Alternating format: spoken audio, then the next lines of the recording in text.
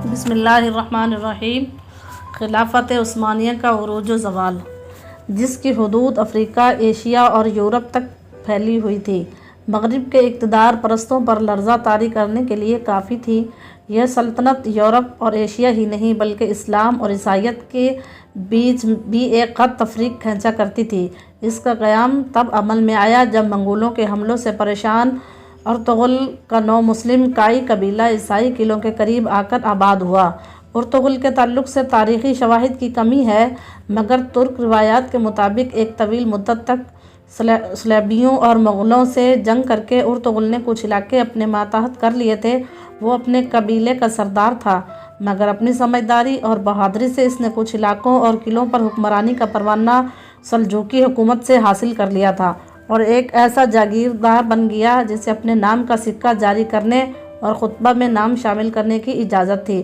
Ertugrul کے بعد اس کا بیٹا عثمان 1288 میں تخت نشین ہوا۔ اس کو بھی ایسے ہی مشکل حالات کا سامنا کرنا پڑا، مگر اس کے حدود حکومت میں بھی اضافہ ہی ہوتا رہا، اور جب سلطان وقت کی موت ہوئی تو مخصوص سیاسی حالات کے پیش نظر اس نے خود کو ایک خود مختار حکمران اعلان کر دیا۔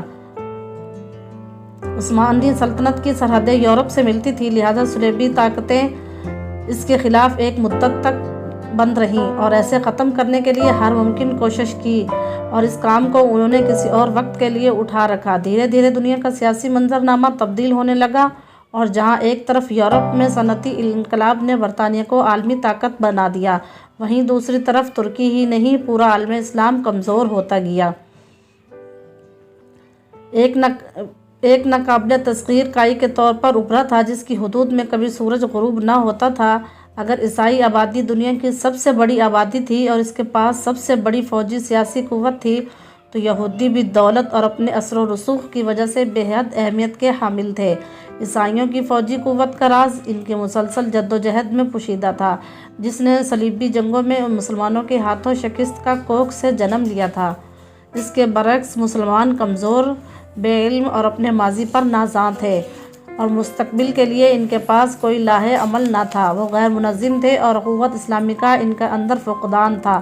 عرب میں عیسائیوں اور یہودیوں نے سازشوں کا جال بچھا رکھا تھا، جس میں الجھ کر مسلمان برادر کشی میں مصروف ہو گئے تھے۔ عرب میں ایک نیا مذہبی گروہ ابھر رہا تھا جس کی فکر سے انگریزوں کے وظیفہ خوار ابن سعود متاثر ہو چکے تھے، اور مسلمانوں کی برائے نام مرکزیت بھی ہمیشہ کے لیے تباہ و برباد ہو گئی۔ خلافت عثمانیہ کا خاتمہ اصل میں اس شکست کا بدلہ بھی تھا جو اہل یورپ بار بار مسلمانوں کے ہاتھوں جھیلتے رہے تھے اور صلیبی جنگوں میں ہزیمتوں کا سامنا کرتے تھے۔ عرب میں سازشوں کا جال، پہلی جنگ عظیم میں ترکی نے جرمنی کا ساتھ دیا تھا، اور جرمنی کی ہار کے بعد اتحادیوں نے اس سے بکھیر ڈالے۔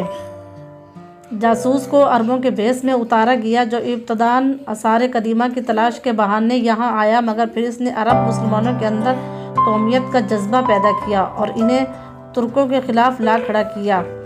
خلافت عثمانیہ کے خاتمے اور اسرائیل کے قیام کے مشن پر بھیجا گیا۔ وہ اس خاندان سے تعلق رکھتا تھا جس کے بزرگوں نے 700 سال پہلے رچرڈ کی ہمراہی میں مسلمانوں کے خلاف صلیبی جنگوں میں حصہ لیا تھا، اور اس کے اجداد میں سے دو بھائیوں سر ہنری اور سر جان نے ہندوستان کی پہلی جنگ آزادی 1857 کو ناکام کرنے میں اہم کردار نبھایا تھا۔ 26 دسمبر 1915 کو عمل میں آئے معاہدہ داران کے تحت ابن سعود اور اس کی اولاد کو برطانیہ نے نجد کا حکمران تسلیم کر لیا اور کسی بھی حملے کی صورت میں اس کی حفاظت کا وعدہ کیا۔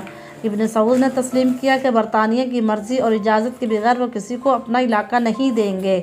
اس کے ساتھ ہر سال برطانیہ سے ابن سعود کو 6 لاکھ پاؤنڈ کی امداد ملنے لگی، اور آگے چل کر اس رقم میں اضافہ بھی کر دیا گیا۔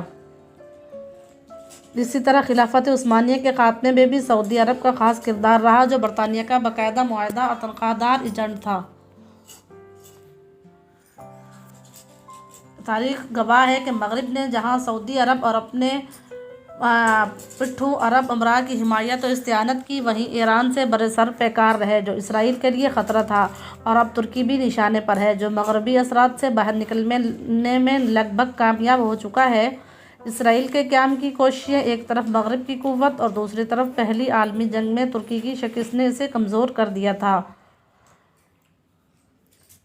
चूँकि यहूदी मालदार और बारसूख थे, बरतानिया अमेरिका ही नहीं पूरा यूरोप इनकी दौलत के बोझ तले दबा हुआ था। अगर आपको हमारी ये वीडियोस अच्छी लगे तो इसे लाइक करें, शेयर करें और सब्सक्राइब करें और हमारी वीडियोस को पूरा वॉच करें ताकि हमारा वॉच टाइम पूरा हो सके। साजिशों के